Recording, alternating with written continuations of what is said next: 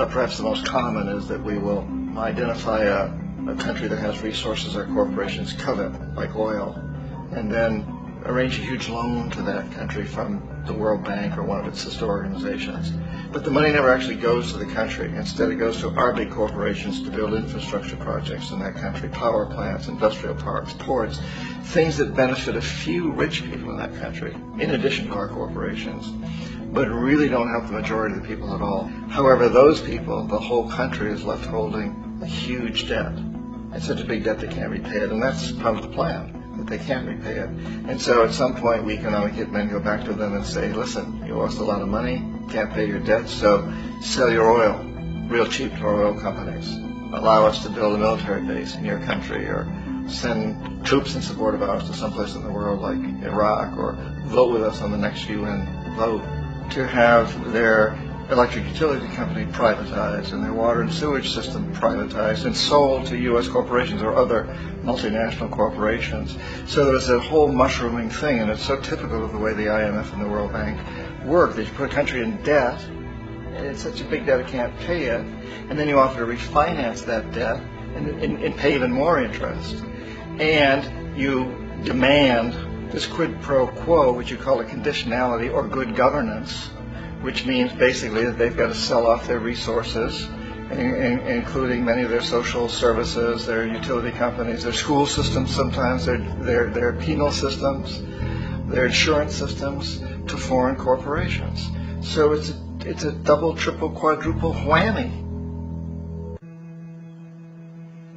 Ecuador for many, many years has been ruled by pro-U.S. dictators, often relatively brutal. Then it was decided that they were going to have a truly democratic election. Jaime Roldos ran for office, and his main goal, he said, as president would be to make sure that Ecuador's resources were used to help the people. And he won, overwhelming, by more votes than anybody had ever won anything in Ecuador. And he began to implement these policies to make sure that the profits from oil went to help the people. Well, we didn't like that in the United States.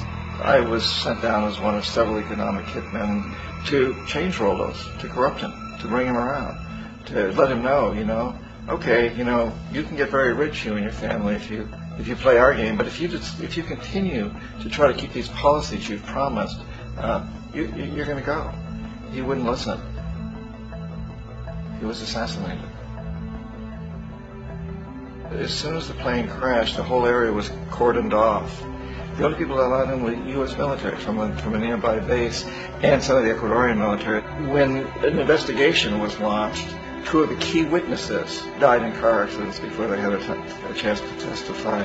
A lot of very, very strange things that went on around the assassination of Jaime Roldos. I, like most people who've really looked at this case, have absolutely no doubt that it was an assassination. And of course, in my position as an economic hitman, I was always expecting something to happen to Jaime, whether it be a coup or assassination, I wasn't sure, but that he would be taken down because he was not being corrupted. He would not allow himself to be corrupted the way we wanted to corrupt him. And in that way, we've really created an empire, but we've done it very, very subtly. It's clandestine. All the empires of the past were built on the military, and everybody knew they were building them. So the British knew they were building them, the French, the Germans, the Romans, the Greeks. And they were proud of it, and they always had some excuse, like spreading civilization, spreading some religion, something like that. But they knew they were doing it. We don't. The majority of the people in the United States have no idea that we're living off the benefits of a clandestine empire, that today there's more slavery in the world than ever before. And in a way, our government is invisible a lot of the time, and its policies are carried out by our corporations on one level or another. And then again, the policies of the government are basically forged by the corporatocracy and then presented to the government. They become government policies. So it's an incredibly cozy relationship. This isn't a conspiracy theory type of thing. These people don't have to get together and plot to do things. They all basically work under one primary assumption, and that is that they must maximize profits regardless of the social and environmental costs.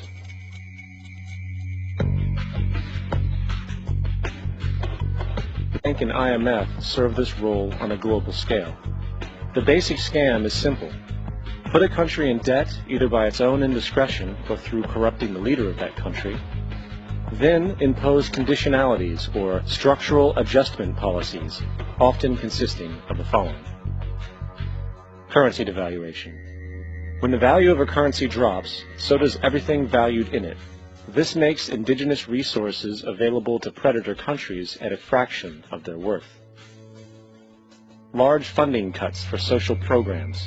These usually include education and healthcare, compromising the well-being and integrity of the society, leaving the public vulnerable to exploitation. Privatization of state-owned enterprises. This means that socially important systems can be purchased and regulated by foreign corporations for profit. In the late 1960s, the World Bank intervened in Ecuador with large loans. During the next 30 years, poverty grew from 50% to 70%. Under or unemployment grew from 15 to 70%. Public debt increased from 240 million to 16 billion, while the share of resources allocated to the poor went from 20% to 6%. In fact, by the year 2000, 50% of Ecuador's national budget had to be allocated for paying its debts. It is important to understand the World Bank is, in fact, a U.S. bank, supporting U.S. interests. But the United States holds veto power over decisions, as it is the largest provider of capital. And where did it get this money?